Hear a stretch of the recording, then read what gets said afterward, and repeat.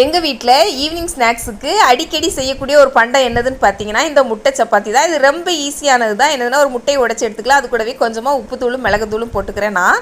உங்களுக்கு இதிலேயே ஆம்லேட் மாதிரி வெங்காயம், பச்சை மிளகா, கருவேப்பிலை, கொத்தமல்லி இலை அதெல்லாம் போடணுன்னா கூட நீங்கள் போட்டுக்கலாம். இப்போ நான் ஒரு தோசைக்கல்லில் கொஞ்சமாக எண்ணெய் ஊற்றிட்டு இந்த முட்டையை ஊற்றி விட்ருவேன்.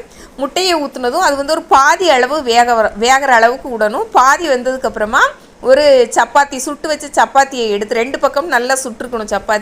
சுட்ட சப்பாத்தி எடுத்து அப்படியே மேலே வச்சுட்டு கையாலேயே அப்படியே லைட்டாக அமுத்தி விட்டோம்னா அந்த முட்டை சப்பாத்தியோட எல்லா பக்கமும் அப்படியே ஸ்ப்ரெட் ஆகும். அது கீழே முட்டை பாதி அளவு வெந்ததுக்கப்புறமா மறுபடியும் திருப்பி போட்டுட்டு என்ன பண்ணணும்னா அந்த கரண்டியை வச்சே மேலே 2 குத்தி விட்றணும். எதுக்குன்னா ஆப்போசிட் சைடில் சீக்கிரம் வேகாது இல்லை, அதனால இப்போ நம்ம திருப்பி போடும்போது இந்த ஹோல்ஸ் வழியாக உள்ளே ஆவி போய் நல்லா சீக்கிரம் வேகும். எங்கள் வீட்டில் அடிக்கடி இது செய்வோம். நீங்கள் வீட்டில் ஒரு முறை ட்ரை பண்ணி பார்த்துட்டு எப்படி இருக்குன்னு சொல்லுங்கள். 1 கப் காஃபியோடு வச்சு சாப்பிட்டோம்.